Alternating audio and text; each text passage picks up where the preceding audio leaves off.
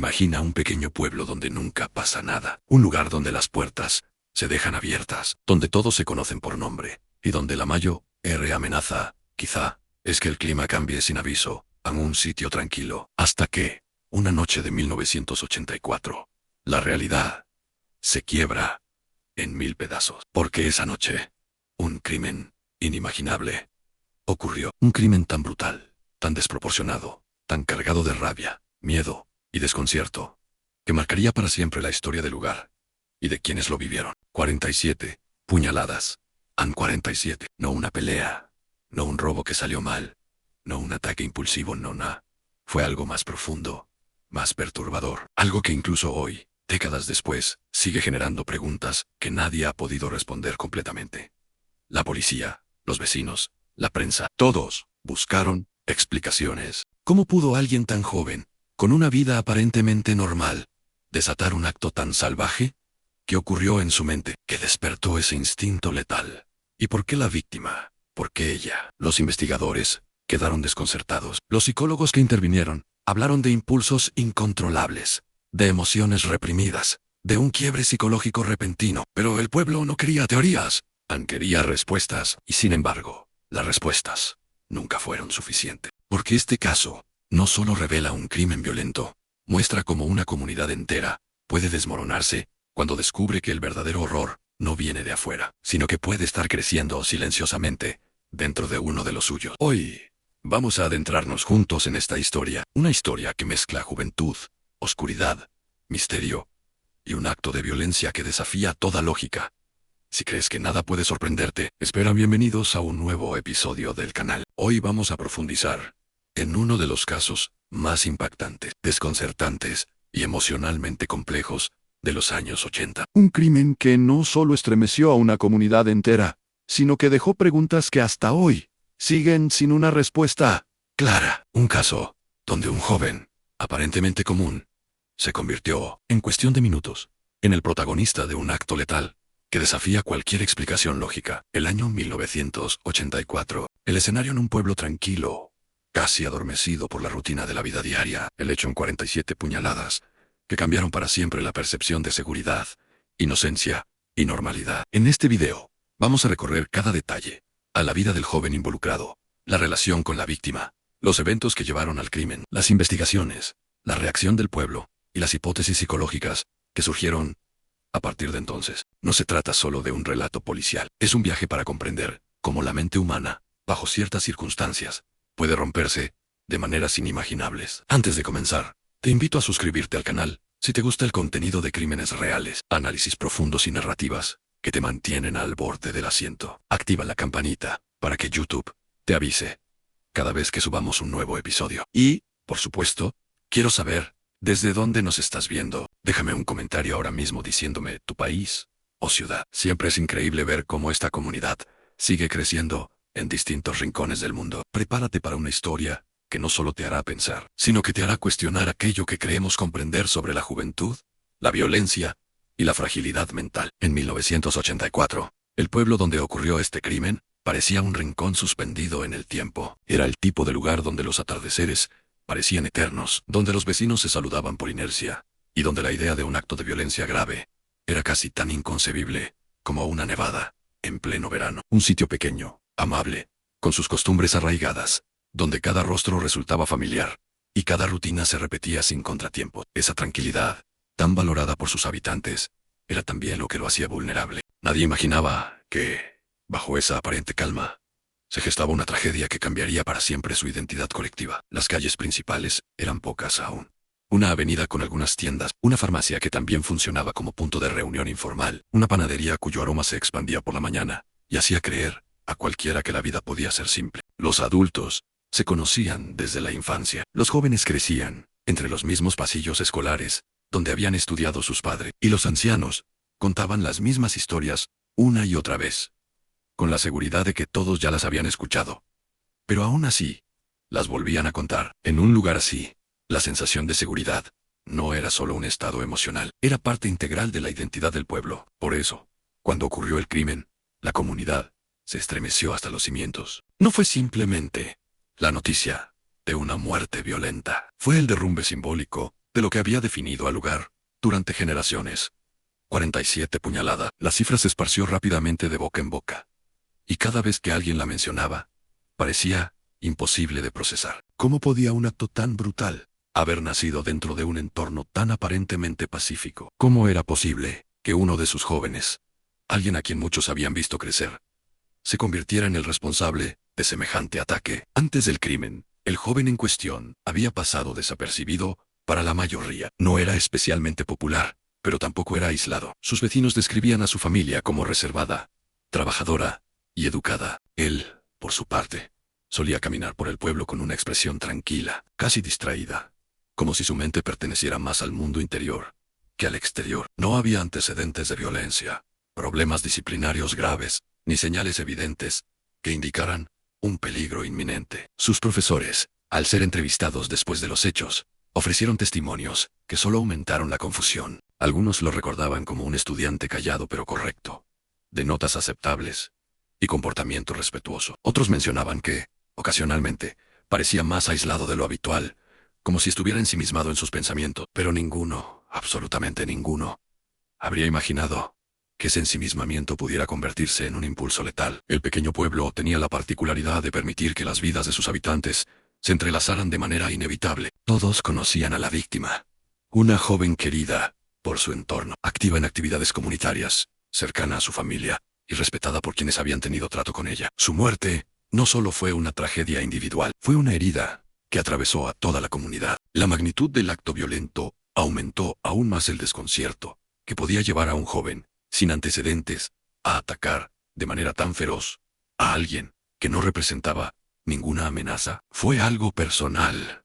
¿Fue un arrebato repentino? ¿O había señales ocultas que nadie había querido ver? Las primeras horas, después del hallazgo del cuerpo, fueron de absoluta conmoción. La policía local, acostumbrada principalmente a lidiar con pequeños conflictos vecinales o conductas menores, se vio de pronto frente a una escena para la cual no tenían preparación psicológica ni logística. El cuerpo de la joven mostraba heridas profundas, repetidas, ordenadas en una secuencia que sugería tanto furia como desesperación. Los agentes, al observar la escena, quedaron en silencio, asimilando algo que parecía sacado de un crimen urbano extremo, no de su propio pueblo. El lugar del ataque estaba apenas iluminado por las farolas de la calle, y aún así, la violencia era evidente, incluso para ojos no entrenados. El número de puñaladas hizo que los investigadores pensaran desde el principio en un ataque emocionalmente cargado. Los peritos, que llegaron desde una ciudad más grande, al enterarse de la gravedad del caso, coincidieron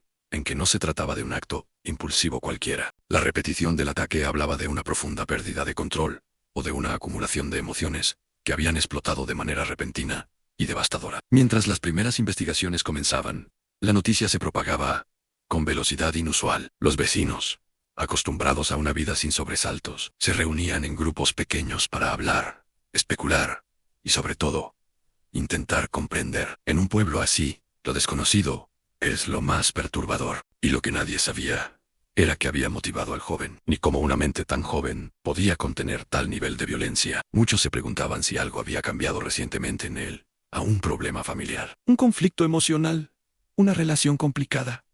Pero las respuestas no aparecían. El joven fue detenido pocas horas después del hallazgo, y aunque su captura debería haber traído un sentido de alivio, solo aumentó el desconcierto. Al verlo esposado, algunos vecinos lo reconocieron de inmediato, el chico tranquilo, educado, el que solía caminar hacia la escuela sin hacer demasiado ruido. Su expresión al ser detenido no era la de un criminal clásico, ni la de alguien que intentara justificar sus actos o huir de ellos. Según los testigos, parecía confundido, exhausto, como si tampoco comprendiera por completo lo que había hecho. Durante los interrogatorios iniciales, el joven mostró una mezcla inquietante de calma y desorientación. No se comportaba como alguien agresivo, ni como alguien consciente de haber cometido un acto tan atroz.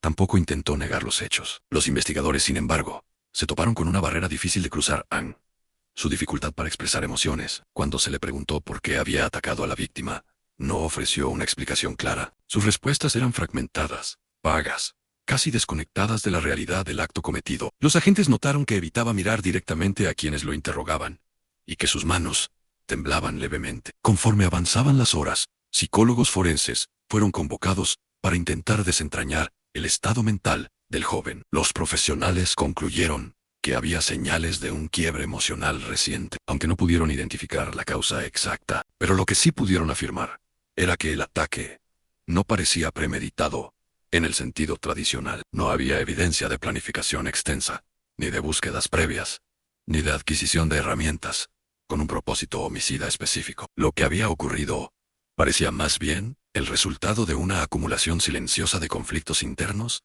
que, en un instante crítico, explotaron de manera devastadora. El pueblo, mientras tanto, seguía paralizado. Las conversaciones giraban en torno al crimen en cada esquina, en cada tienda, en cada reunión improvisada de vecinos. La incredulidad era casi palpable. Muchos se negaban a aceptar que alguien tan joven hubiera sido capaz de cometer un acto tan violento sin una razón clara. Incluso aquellos que no conocían personalmente al joven o a la víctima se sentían afectados, como si la tragedia hubiera violado un pacto implícito de paz entre todos los habitantes. Los medios de comunicación no tardaron en llegar. Un caso así, ocurrido en un pueblo pequeño, resultaba especialmente llamativo para la prensa nacional. De pronto, camiones de transmisión y reporteros se instalaron en la plaza central, buscando declaraciones, reacciones y detalles que pudieran construir una narrativa sólida sobre el crimen. Pero la comunidad, tan acostumbrada a la privacidad, rechazó en su mayoría hablar con los periodistas. No querían convertirse en espectáculo. Querían respuestas reales,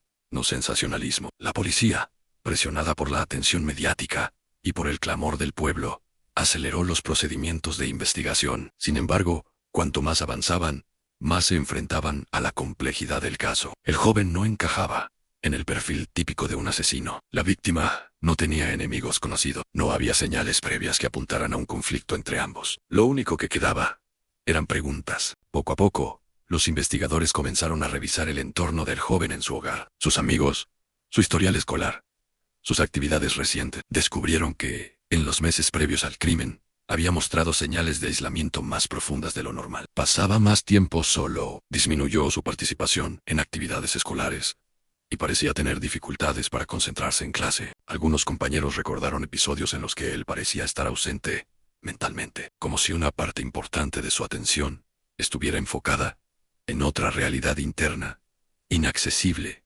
para los demás. Los expertos en psicología del comportamiento consideraron la posibilidad de un brote psicótico repentino. No era común en alguien de su edad, pero tampoco imposible. La mente humana, especialmente durante la adolescencia, puede atravesar cambios abruptos que, bajo ciertas condiciones, pueden desembocar en episodios de desconexión con la realidad. Sin embargo, esta teoría tampoco terminaba de convencer a todos. Si había habido un brote psicótico, ¿por qué la violencia había sido dirigida específicamente hacia la víctima? ¿Por qué 47 puñaladas? La autopsia reveló que la mayoría de las heridas habían sido infligidas en un periodo muy corto de tiempo, lo que indicaba un ataque frenético. También concluyó que la víctima no tuvo oportunidad de defenderse, lo que añadía una capa más de desesperanza al caso. La comunidad reaccionó con dolor, expresando su indignación en vigilias, reuniones y comunicados. Pero el dolor siempre venía acompañado por una pregunta repetida, una y otra vez,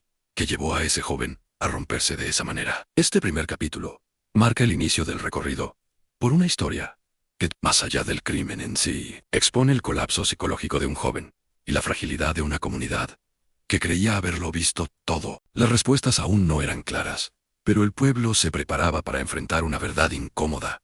Nadie conoce realmente lo que ocurre en la mente de otro. La mañana que siguió al crimen amaneció con un silencio pesado, casi antinatural, como si el propio pueblo se resistiera a aceptar lo que había ocurrido apenas unas horas antes. Las calles estaban vacías, las ventanas cerradas, y las conversaciones que usualmente animaban las primeras horas del día se redujeron a murmullos temerosos, apenas audibles, cargados de incredulidad. Nadie quería ser el primero en decirlo en voz alta. Nadie quería que la brutalidad del hecho se volviera más real al pronunciarse. Era como si todos esperaran que, de alguna forma, aquello hubiera sido solo un mal sueño colectivo. Pero la realidad estaba ahí, marcada por la presencia policial, las cintas amarillas y el constante ir y venir de agentes que intentaban ordenar en sus cuadernos lo que la escena del crimen les mostraba con una claridad aterradora. 47 puñaladas, un número que, incluso entre los investigadores más experimentados, generó un nudo en la garganta. El joven detenido, que apenas pasaba los 17 años. Había sido encontrado a pocos metros del cuerpo, temblando, con las manos cubiertas de sangre, que no intentó limpiar ni ocultar. No había huido. No había opuesto resistencia. Simplemente permaneció de pie, como si su mente hubiera quedado suspendida en una especie de vacío imposible de describir. Los oficiales que lo encontraron afirmaron que no lloraba, no gritaba, no hablaba. Solo los miraba con una mezcla extraña de confusión y agotamiento, como si acabara de despertar de un trance o de una oscuridad profunda. Uno de los policías incluso comentó que, durante los primeros minutos, tuvo la impresión de que el joven no entendía lo que había hecho, ni siquiera dónde estaba. Las autoridades trasladaron al muchacho a la comisaría y comenzaron el proceso formal de interrogación. Pero interrogarlo resultó más difícil de lo esperado. No porque fuera agresivo o evasivo, sino porque simplemente parecía desconectado. Respondía con frases cortas, a veces incoherentes, y repetía en ocasiones las mismas palabras, como si intentara convencer a sí mismo de algo que ni él mismo lograba comprender. No pedía un abogado, no exigía ver a sus padres, no intentaba justificar nada, solo decía,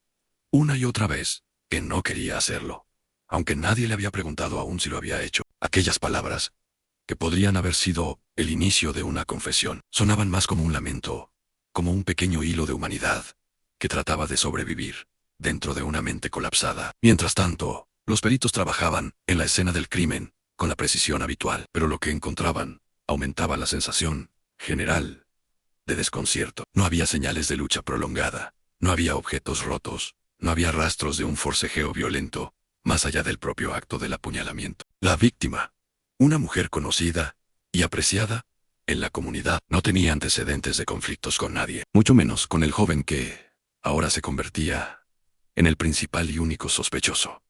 La relación entre ellos era cordial, casi familiar. Ella había trabajado ocasionalmente con la madre del muchacho, y en más de una ocasión lo había ayudado con pequeñas tareas escolares. Nadie podía imaginar una razón que explicara semejante explosión de violencia. El médico forense confirmó pronto lo que ya se sospechaba.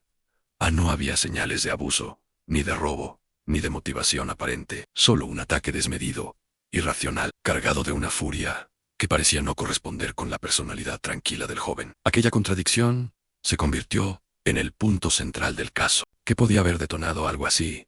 ¿Un episodio psicótico? ¿Un arranque de ira súbito? ¿Un conflicto interno que nadie había notado? Las respuestas parecían escaparse entre los dedos de los investigadores, como si la verdad estuviera escondida en una zona oscura de la mente del adolescente, inaccesible, incluso para él mismo. Los psicólogos llamados por la policía no tardaron en reunirse con el muchacho. Buscaban pistas, algo que permitiera armar un perfil, entender qué tipo de tormenta mental podía haber llevado a un joven, sin antecedentes de violencia, a cometer un acto tan extremo. La evaluación inicial reveló un estado de shock intenso, pero también algo más, una disociación emocional marcada. El joven hablaba como si lo ocurrido no hubiese sido parte de su realidad, como si hubiera sido espectador de sus propios actos. Algunas de sus frases fueron anotadas en los informes. No era yo, no podía detenerme, no escuchaba nada. Aquellas expresiones encendieron alarma, pero también abrieron puertas a hipótesis más complejas.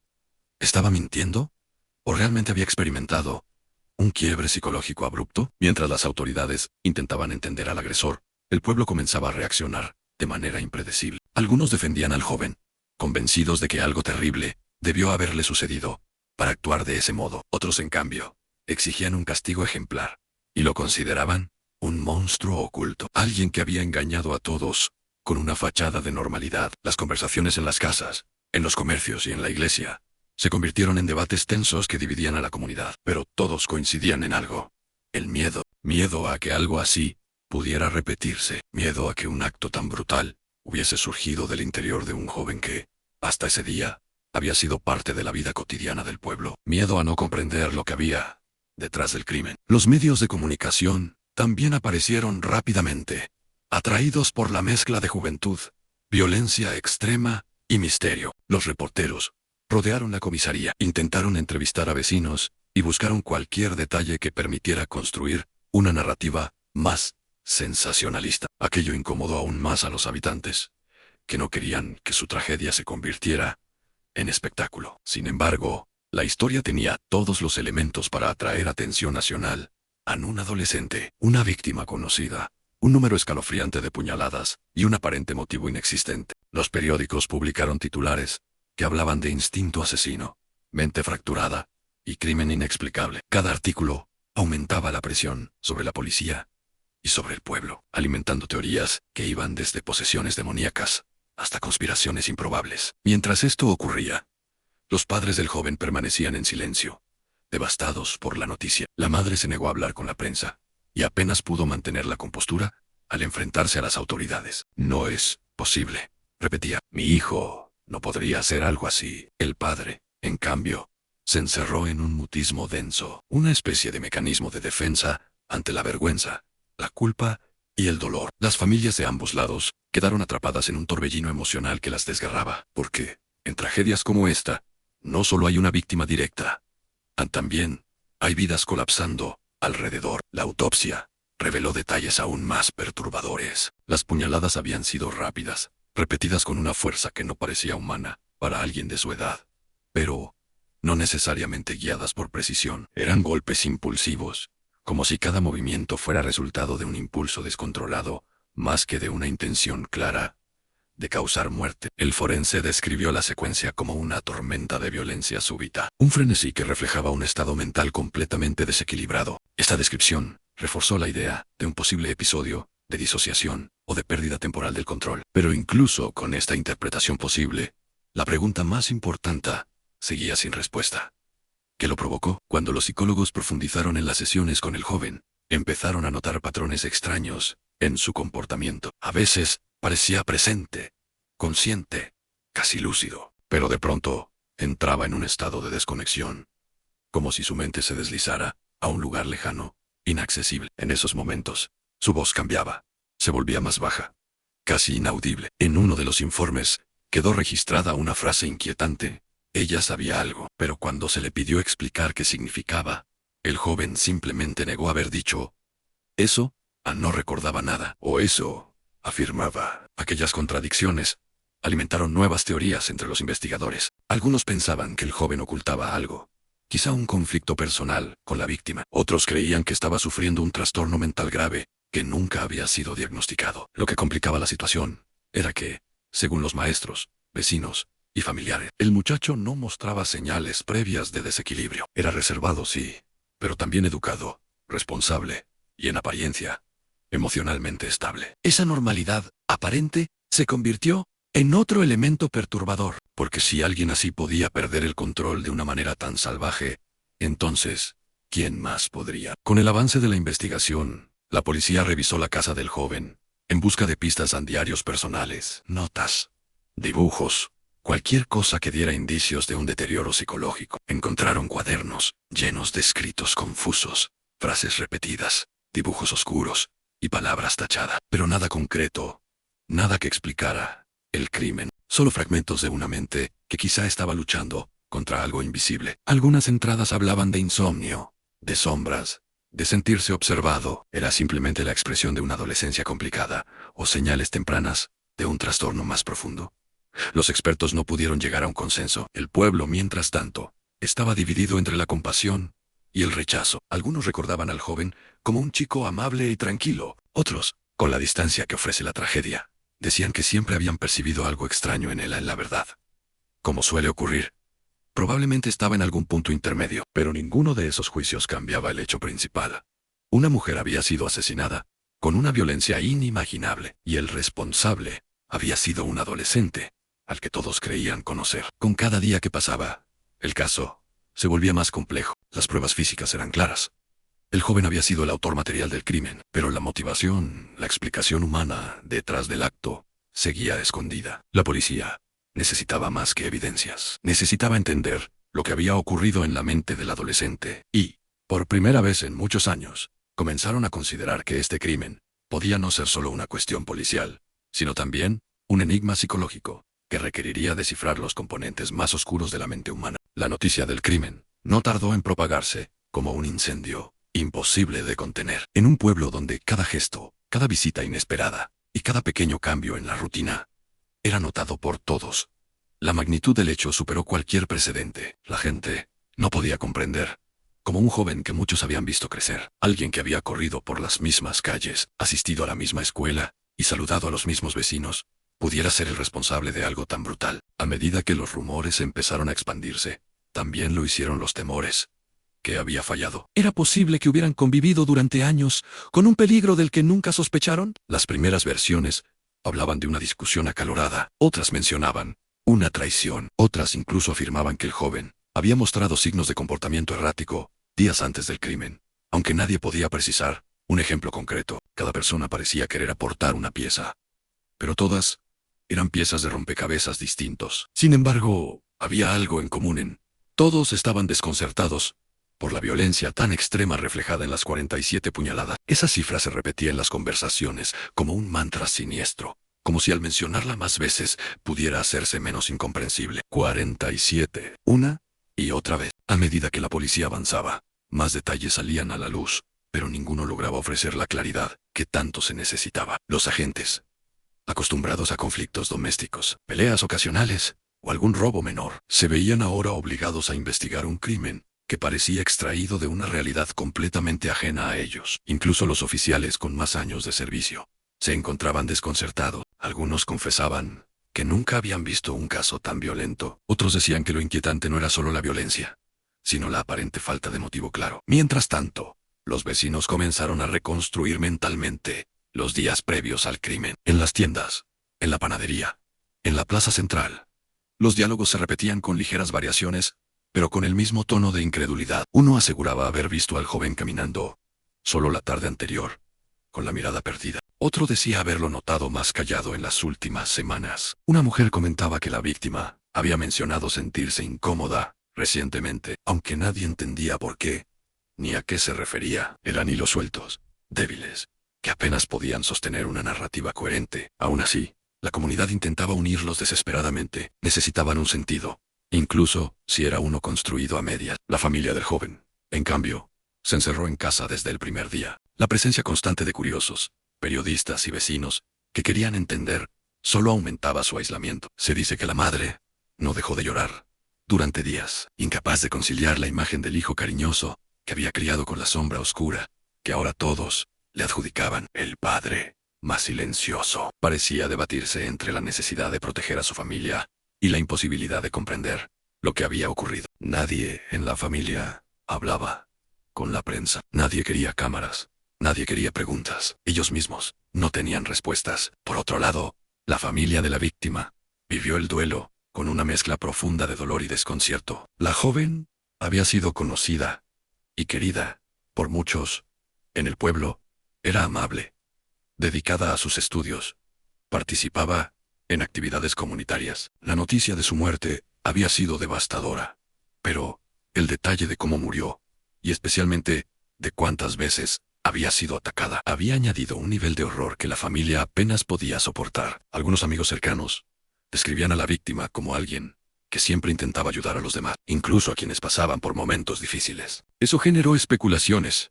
Habría intentado ayudar al joven, y de alguna manera, las cosas habían salido mal, pero nuevamente, era solo eso, una especulación. Los investigadores, por su parte, examinaban cada posible ángulo. Revisaron la vivienda del joven, sus pertenencias, sus cuadernos escolares, cualquier indicio que pudiera revelar un quiebre emocional previo al crimen. Entrevistaron a profesores, compañeros de clase, entrenadores, vecinos. Algunos hablaron de él como un muchacho tranquilo, otros como alguien reservado. Algunos pocos aseguraron que podía irritarse fácilmente, pero nadie recordaba un incidente que se aproximara siquiera a la violencia que ahora se le atribuía. Lo único que parecía claro era que su mente, en algún punto, había sufrido un desplome repentino, o se había sumido en un estado emocional del que no supo o no pudo salir. La policía también reveló que al ser detenido, el joven no había huido, no había intentado esconderse,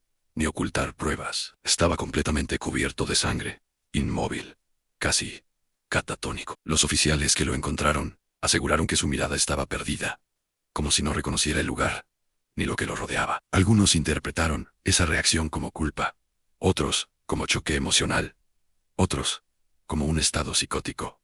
Nada era concluyente. Había demasiadas interpretaciones, y muy pocos hechos sólidos. Los psicólogos que participaron desde los primeros días consideraban varias posibilidades: un colapso emocional intenso, un brote psicótico producto de estrés acumulado, un trastorno latente que nunca había sido diagnosticado, o incluso una respuesta impulsiva que se transformó en un ataque descontrolado. El problema era que las 47 puñaladas sugerían un grado de intensidad que difícilmente podía explicarse como un impulso momentáneo. Esa cifra seguía acechando la investigación como un fantasma insistente. ¿Qué podría llevar a una persona joven a infligir tantas heridas sin detenerse? ¿Qué pasaba por su mente en esos interminables minutos? Mientras los expertos analizaban teorías, el pueblo seguía debatiéndose entre el miedo, la indignación y la necesidad desesperada de respuestas. Algunos habitantes comenzaron a experimentar ansiedad al caminar por las calles de noche, aunque sabían que el responsable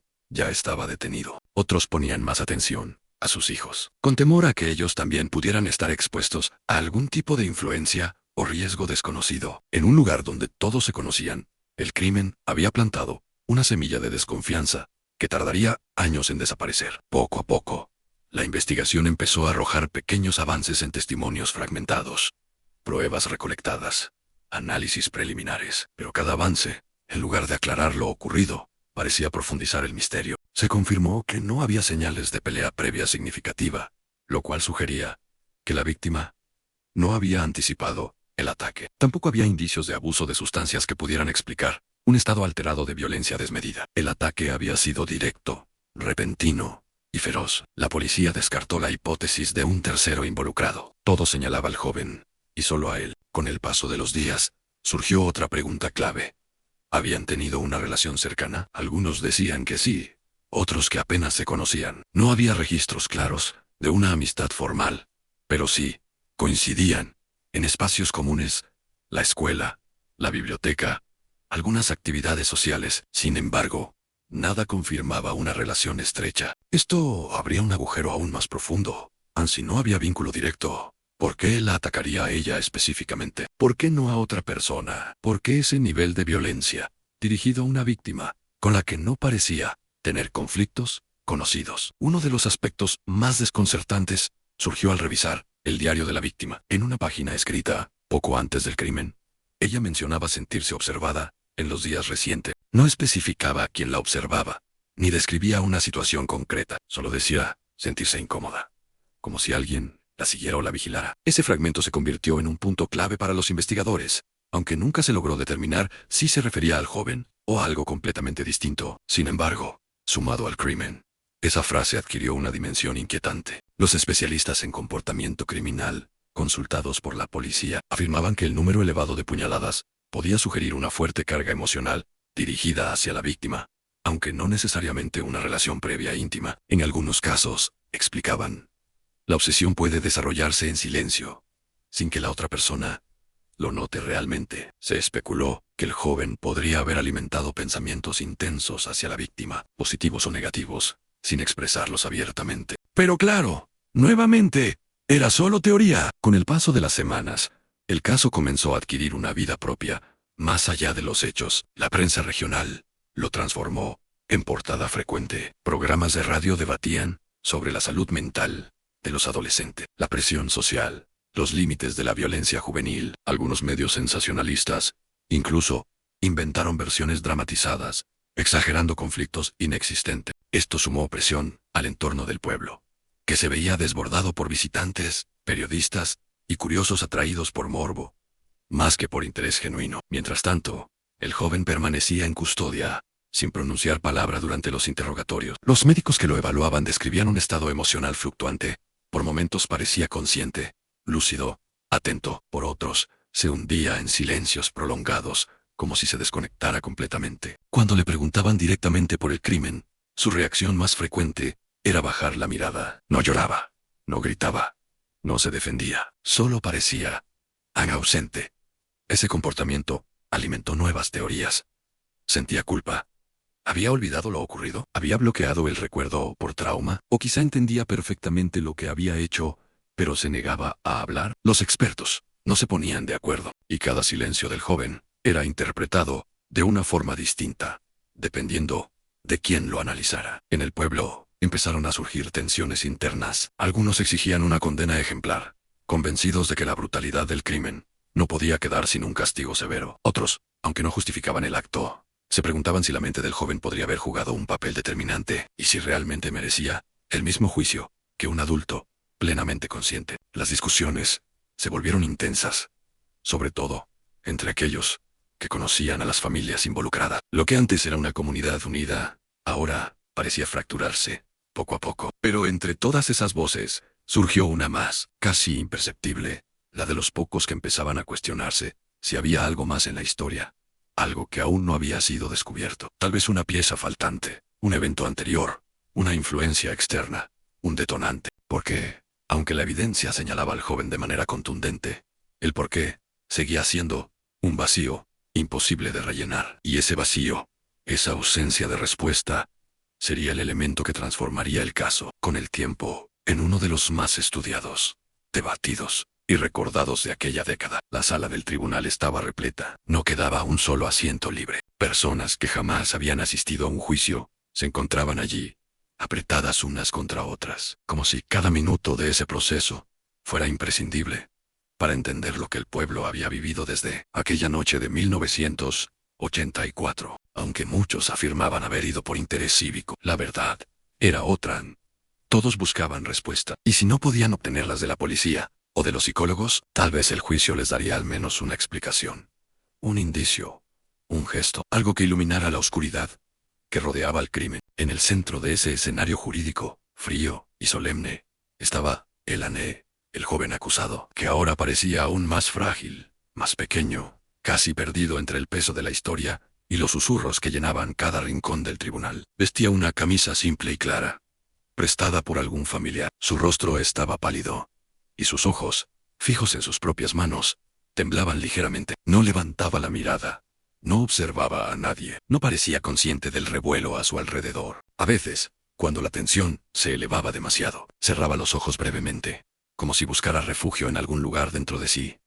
Pero ese refugio, si existía, parecía ser un sitio oscuro, inaccesible para todos los demás. La fiscalía inició su exposición de los hechos, con un tono sobrio, tratando de mantener el control emocional que muchos espectadores ya habían perdido. Contaron la historia de la víctima, describieron su rutina, sus amistades, su vida tranquila. Cada palabra era un recordatorio doloroso de que detrás de aquella cifra brutal, 47 puñaladas, había una persona real, con sueños y afectos. La sala entera escuchaba con una mezcla de respeto y dolor. Algunos familiares sollozaban en silencio, otros mantenían los puños apretados, como si contuvieran un grito interior. Cuando llegó el turno de describir el crimen, el ambiente cambió. Las palabras de la fiscal se volvieron más duras. Se mencionaron los detalles forenses, la violencia desmedida, el estado en que fue encontrado el cuerpo. Varias personas desviaron la mirada. No era fácil escuchar aquello.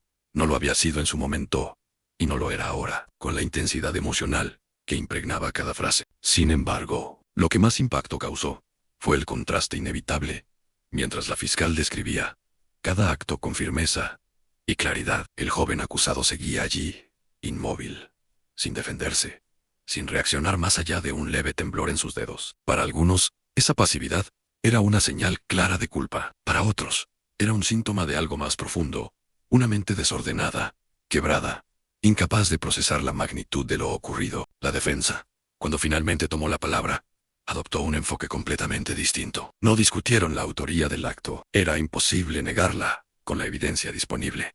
Y hacerlo, solo habría dado un matiz de cinismo al proceso. En lugar de eso, se enfocaron en el estado mental del acusado. Presentaron testimonios de maestros, de vecinos, de antiguos compañeros de escuela. Relataron episodios que en retrospectiva parecían pequeñas señales de alerta en ataques de ansiedad, conductos retraídos, dificultades para manejar la presión social. Nada extremadamente grave, nada que por sí solo predijera una tragedia, pero sí un conjunto de elementos que sugerían vulnerabilidad emocional. La defensa argumentó que el joven no había actuado con plena conciencia. Según su análisis, algo había estallado en su mente esa noche. Un colapso, un impulso incontrolable, provocado por una acumulación de tensiones internas, miedos, inseguridades y un sentimiento de desesperación que nadie había sabido ver a tiempo. Para apoyar esta teoría, presentaron a un experto en psicología clínica, que había evaluado al acusado durante semana. El psicólogo Un hombre de mediana edad, con un tono de voz sorprendentemente sereno, explicó que el joven presentaba síntomas compatibles con un trastorno emocional severo, posiblemente un episodio psicótico breve. Describió cómo ciertos individuos, especialmente aquellos que han reprimido emociones intensas durante mucho tiempo, pueden experimentar rupturas mentales abruptas que derivan en conductas violentas fuera de lo común. Dijo que el ataque no parecía haber sido planeado ni motivado por odio personal, sino por una combinación de factores internos que, bajo circunstancias específicas, detonaron de forma explosiva. Sus palabras dividieron al público. Algunos asentían, como si eso les diera un respiro emocional. Otros negaban con la cabeza, molestos, interpretando la explicación como una forma de justificar lo injustificable. Pero el juicio aún tenía mucho que revelar. Al día siguiente, el tribunal escuchó el testimonio de un vecino que había visto al joven horas antes del crimen. Contó que lo notó inquieto, caminando de un lado a otro, murmurando cosas que no pudo entender. Dijo que incluso intentó saludarlo, pero el chico no reaccionó, como si no lo reconociera. Este testimonio reforzó la teoría de la defensa, pero también despertó una enorme curiosidad. ¿Qué podía estar pasando por la mente de alguien en ese estado? ¿Qué imágenes, qué pensamientos, qué sensaciones lo empujaron hacia un acto tan extremo? Cuando finalmente llegó el momento de mostrar el arma homicida, el silencio se volvió insoportable. El objeto, una simple navaja, estaba dentro de una caja transparente. Era un instrumento común, casi insignificante, pero ahora cargado de un simbolismo perturbador. Varias personas apartaron la mirada. Incluso, el acusado pareció estremecerse por primera vez desde el inicio del juicio. Sus ojos se movieron hacia la caja, y ese pequeño movimiento causó un murmullo general. Fue como si un fantasma hubiese despertado por un instante. Dentro de él, la madre de la víctima fue llamada a declarar. Cada palabra que pronunció estaba teñida de un dolor profundo, un dolor que no se suaviza con el tiempo ni con la justicia. Habló de su hija con una ternura desgarradora, de su personalidad amable, de sus sueños truncados. Su voz temblaba, pero nunca perdió la dignidad. Cuando mencionó al acusado, no mostró odio, mostró confusión. Dijo que no entendía por qué había sucedido, que no podía imaginar qué había pasado por la mente del joven. Aquella declaración estremeció a todos. En contraste, el padre de la víctima fue más directo. Su tono era duro, firme, cargado de rabia. Dijo que no aceptaba ninguna explicación psicológica, que para él lo que importaba eran los hechos, y los hechos eran claros. Su hija estaba muerta, y alguien debía responder por ello. Su intervención provocó un aplauso espontáneo de algunas personas presentes, aunque el juez rápidamente restableció el orden. El juicio avanzó, día tras día, con una mezcla de lágrimas, ira, silencio y tensión. Y mientras los argumentos se acumulaban, también lo hacía la incertidumbre. La defensa insistía en que el joven debía ser internado en un centro psiquiátrico, donde pudiera recibir atención especializada y terapia intensiva. La fiscalía, por su parte, exigía una condena firme,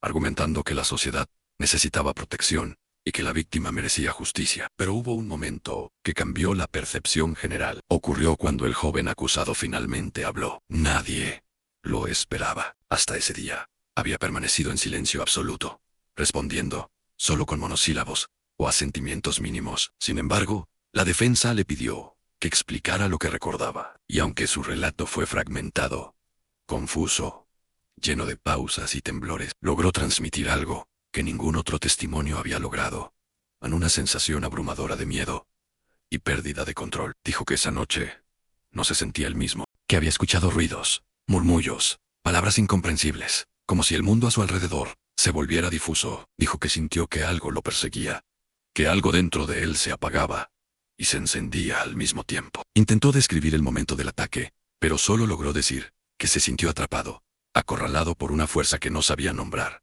No quería, no entendía, no podía parar, murmuró entre lágrimas. Aquellas palabras no ofrecieron una explicación clara, pero mostraron la magnitud del caos interno que parecía haber vivido.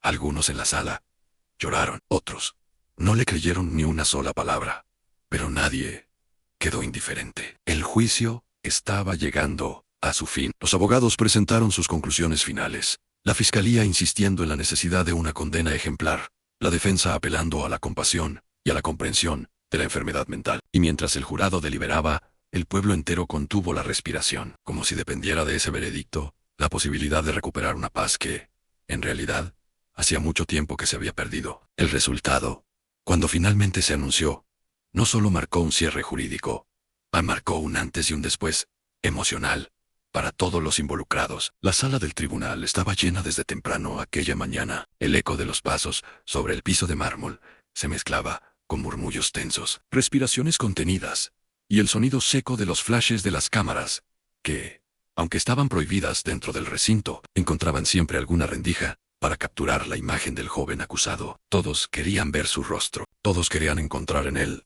algún rasgo que explicara lo inexplicable. Han 47 puñaladas, un frenesí violento que había sacudido al pueblo entero, y que ahora buscaba una explicación. En un lugar donde las explicaciones suelen ser más frías que humanas. Él entró escoltado por 2 agentes. Su figura parecía más pequeña que semanas atrás, como si los días en confinamiento hubiesen drenado cualquier vestigio de infancia, dejando solo un cuerpo delgado envuelto en una rigidez casi mecánica. Caminaba con la mirada fija hacia adelante, sin buscar a nadie, sin evitar a nadie. Los presentes en la sala intentaban adivinar qué pasaba por su cabeza, pero, como en todo el caso, ese era un territorio inaccesible. De hecho, su hermetismo se había convertido en un elemento crucial en el juicio. No hablaba, no lloraba, no mostraba arrepentimiento ni furia, solo un silencio profundo, casi inquietante, como si sus pensamientos estuvieran atrapados en un espacio donde nadie más podía entrar. El juez tomó asiento, y el murmullo disminuyó hasta desaparecer. Afuera, la multitud seguía creciendo. Vecinos curiosos, periodistas y hasta personas de otros pueblos se acercaban para presenciar el final de una historia que había capturado la atención regional. Todos buscaban un cierre, algo que permitiera continuar con sus vidas, sin la sensación de que el mal podía surgir de la persona menos esperada. Los primeros en hablar fueron los peritos forenses. Su reporte no dejaba lugar a interpretaciones ambiguas. A la víctima había recibido 47 heridas punzocortantes, la mayoría mortales por sí mismas. El ataque había sido rápido, preciso en algunos momentos, y caótico en otros, como si emociones contradictorias se hubieran alternado dentro del agresor en cuestión de segundos. Esto alimentaba una teoría que varios expertos mencionaban: un brote emocional súbito, un colapso mental, que podría haber desatado un comportamiento descontrolado. Pero aún así, había quienes cuestionaban esta idea. Como un joven sin antecedentes de violencia podía llegar a tal extremo, sin una señal previa, sin una acumulación clara de conflictos internos. Los psicólogos presentaron su análisis clínico, producto de semanas de entrevistas y evaluaciones. Sin embargo, lo que debía aportar claridad solo generó más sombras. El joven tenía un coeficiente intelectual superior al promedio, una vida aparentemente estable, sin traumas documentados, ni situaciones familiares graves. Sus maestros lo describían como alguien reservado, sí, pero respetuoso. Algunos compañeros mencionaron que era callado, que prefería leer o escuchar música, en lugar de participar en actividades sociales. Pero ninguno recordaba un episodio de agresividad. Lo que los expertos encontraron fue un desbalance emocional, difícil de clasificar, impulsos reprimidos, introspección extrema, una especie de tensión interna que nunca había sido detectada por quienes lo rodeaban. Uno de los psicólogos, con voz pausada, afirmó que el joven vivía una vida interior intensa, casi tumultuosa, oculta, bajo una fachada de calma. Esa contradicción podía haber generado una presión emocional que, en un momento crítico, terminó explotando. La fiscalía argumentaba que esas explicaciones eran insuficientes. No buscaban motivos difusos, sino responsabilidad. El crimen había sido brutal, desproporcionado, y la comunidad exigía justicia. Presentaron mensajes escritos, encontrados en su habitación, fragmentos de pensamientos oscuros, reflexiones sobre la vida y la muerte, preguntas sobre el sentido de la existencia. No había amenazas ni menciones directas a la víctima, pero la fiscalía intentó construir un perfil en un joven consumido por ideas nihilistas, incapaz de controlar sus emociones. A su juicio, la violencia no había sido un accidente, había sido un acto consciente, producto de una ruptura moral, que el acusado había permitido crecer en silencio. La defensa, por su parte, enfatizaba en la juventud del acusado, en la ausencia total de antecedentes, y en la confusión psicológica que se reflejaba en los análisis clínicos. Señalaban que el joven no era un monstruo, sino alguien que había sufrido un quiebre mental repentino, un episodio psicótico, o un colapso emocional, que lo llevó a actuar sin plena conciencia de sus actos. Intentaron humanizarlo frente al jurado. Hablaron de sus logros académicos, de su talento para la música, de la relación cordial que mantenía con su familia, pero bastaba mirar al público para entender que ese intento chocaba contra un muro de resentimiento.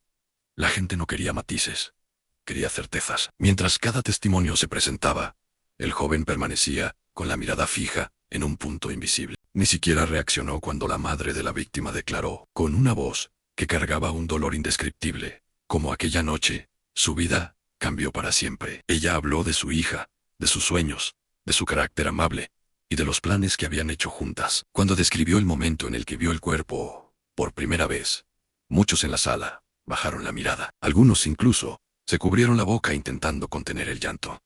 Pero él no reaccionó. No hubo temblor, ni llanto, ni un gesto que revelara arrepentimiento.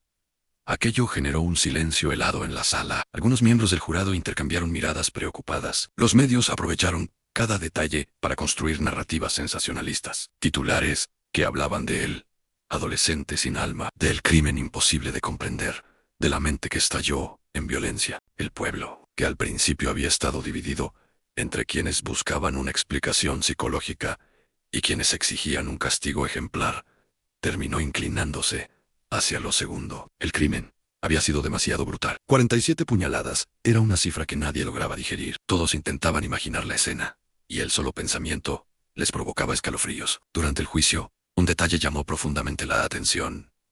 El joven nunca miró a la familia de la víctima, nunca la buscó con la mirada, nunca evitó hacerlo. Simplemente actuaba como si no existieran. Algunos interpretaron esto como insensibilidad extrema, otros como síntomas de desconexión emocional severa. Uno de los psiquiatras mencionó que el acusado podría estar experimentando un bloqueo psicológico como mecanismo de defensa, una especie de disociación que le impedía enfrentar la realidad de lo que había hecho. Pero esas interpretaciones quedaron opacadas por la carga emocional del caso. La defensa solicitó una última evaluación psiquiátrica independiente, argumentando que existían señales suficientes para considerar que el joven no había actuado bajo plena conciencia. El juez aceptó la petición, generando un aplazamiento de varios días.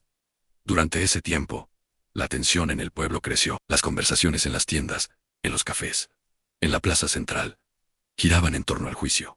Algunos hablaban de compasión, otros de castigo, pero todos coincidían en una cosa: querían que todo terminara. La nueva evaluación trajo consigo un informe aún más inquietante que los anteriores. El psiquiatra independiente no encontró evidencia clara de psicopatía, ni de un trastorno mental severo, pero sí detectó una mezcla peligrosa de represión emocional, aislamiento social y pensamientos obsesivos que, según su análisis, podrían haber generado un estallido impulsivo imposible de controlar. No podía afirmar que el joven actuó con plena conciencia, pero tampoco podía afirmar lo contrario con total seguridad. Ese punto intermedio era lo peor para un jurado. La falta de una verdad científica contundente los dejaba frente a una decisión moral y emocional. Cuando llegó el día del veredicto, la sala estaba aún más llena que antes. El aire pesaba, casi se podía sentir la ansiedad colectiva. El jurado regresó después de horas de deliberación. Sus rostros no revelaban nada. El joven seguía inmóvil,